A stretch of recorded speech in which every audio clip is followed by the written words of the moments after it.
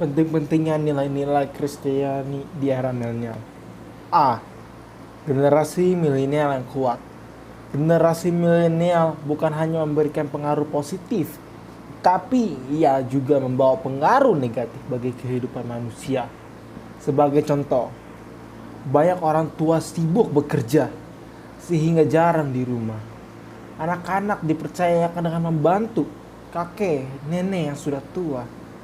Suka berkumpul untuk berpesta, masuk dalam komunitas jalan-jalan, atau senang-senang dengan teman-temannya.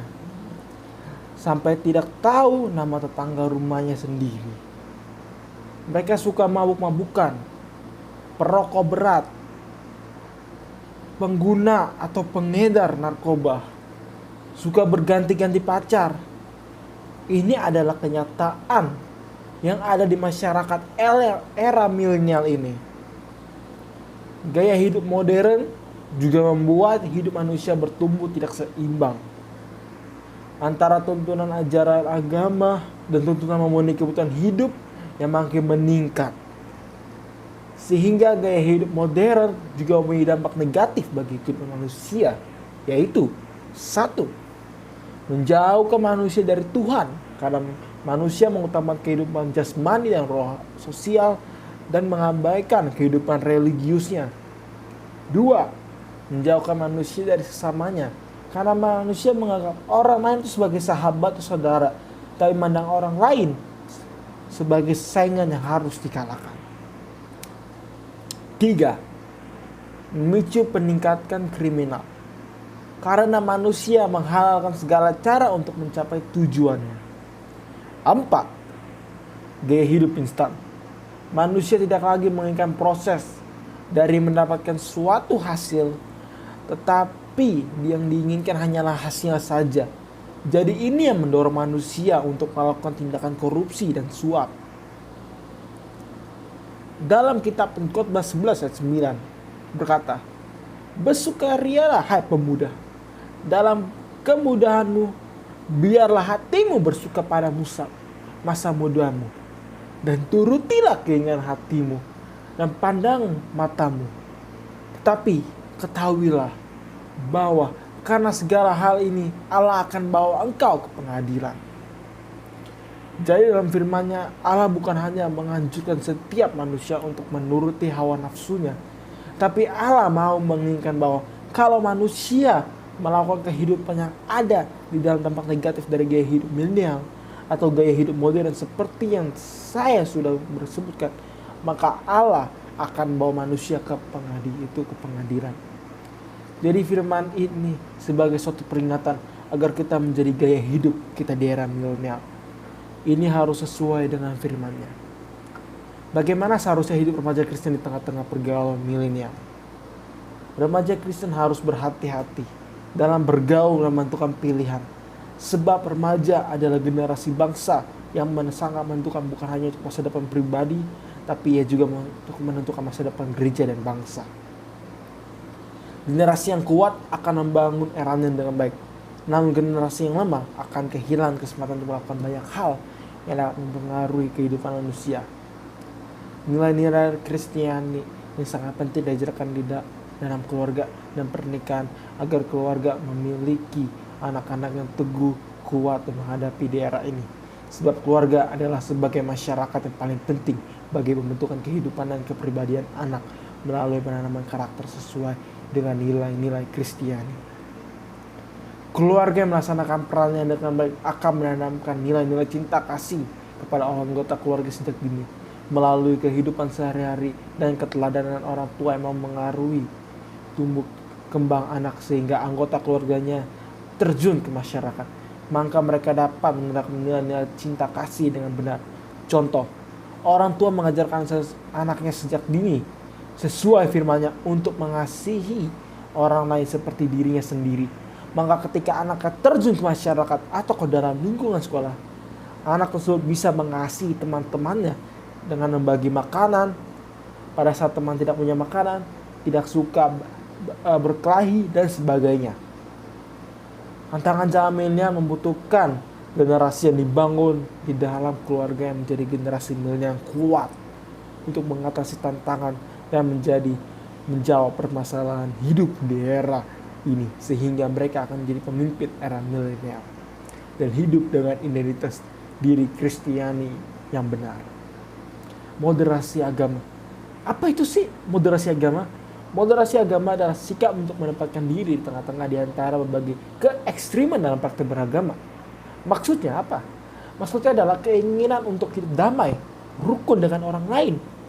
Di tengah-tengah keanekaragaman seperti mustahil karena banyak orang hanya mementingkan agamanya, kelompoknya, rasnya, kepentingan diri sendiri, serta mengabaikan dan meremehkan kelompok lain. Firman Tuhan dalam Roma 12 ayat 18 berkata, dapatnya kalau hal itu berkata padamu, hiduplah dalam perdamaian dengan semua orang. Firman-Nya mengajarkan untuk kita untuk mengusahakan perdamaian dengan semua orang tanpa memandang agama, suku, ras, kelompok, dan sebagainya. Saya rasa kalau firman ini diaplikasikan dalam kehidupan, maka saya yakin tidak mustahil kita bisa hidup damai walaupun di tengah-tengah banyak keragamaan. Contoh, saat orang mementingkan agamanya dan menganggap agama benar, maka kalau firman-Nya ini dipraktikkan, kita tidak boleh terpancing untuk marah, berkelahi, atau melakukan aksi-aksi penistaan agama dan lain-lain. Keluarga mendidik anak-anaknya dengan sikap moderasi akan menghasilkan generasi yang dapat menempatkan diri di mana saja mereka berada dengan baik dan benar. Kemampuan ini diharapkan dapat mendorong terciptanya kehidupan yang menerima satu dengan yang lain. Di tengah-tengah masyarakat yang makin individual yang sangat tinggi, generasi milenial harus disiapkan untuk hidup beragama dan menghargai perbedaan dengan orang lain, serta mengutamakan terwujudnya nilai-nilai Kristiani dalam semua aspek kehidupan sehingga terhindar dari sekularisasi. Integritas diri. Integritas adalah suatu keseimbangan dan keselarasan antara perkataan, pikiran, perasaan, dan perilaku. Banyak dapat berkata-kata manis, tapi perilakunya melukai hati orang lain.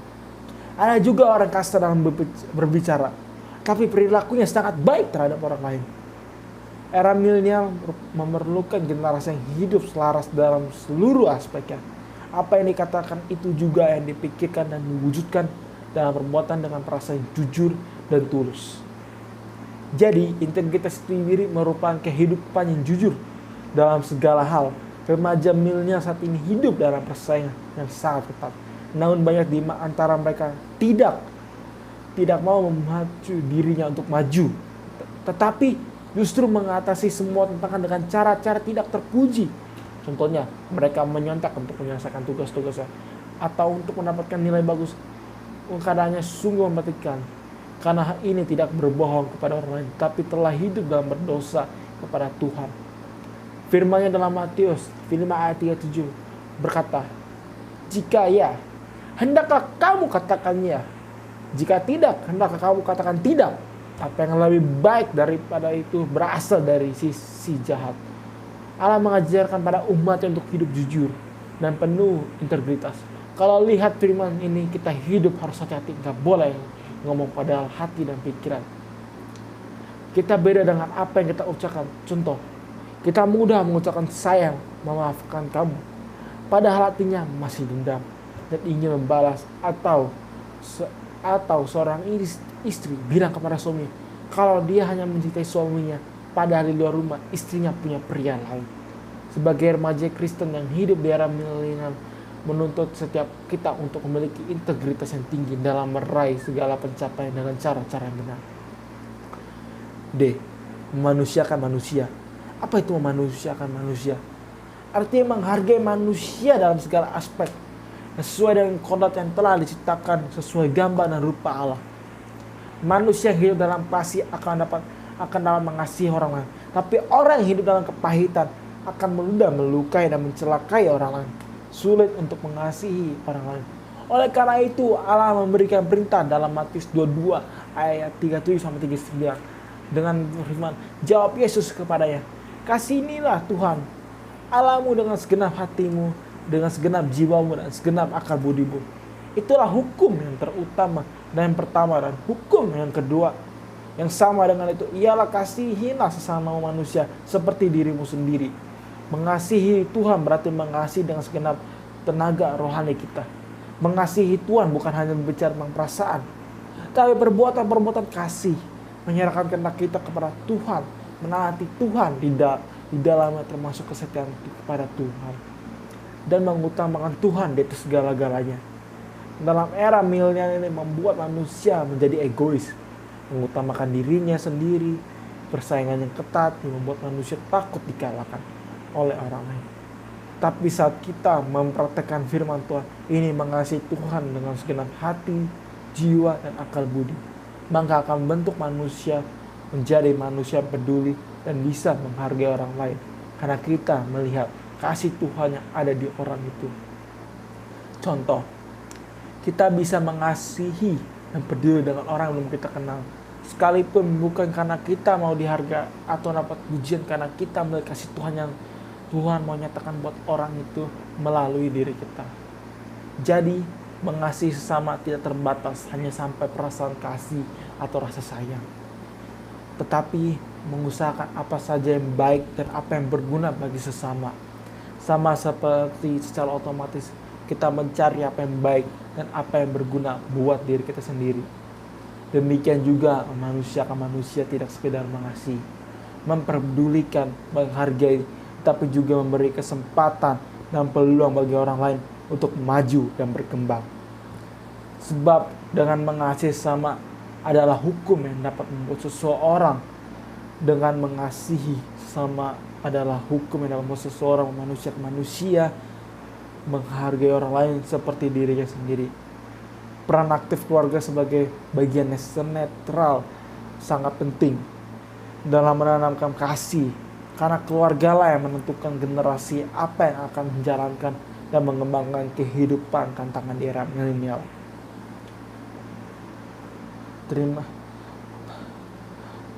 Terima kasih. Tuhan Yesus memberkati. Amin.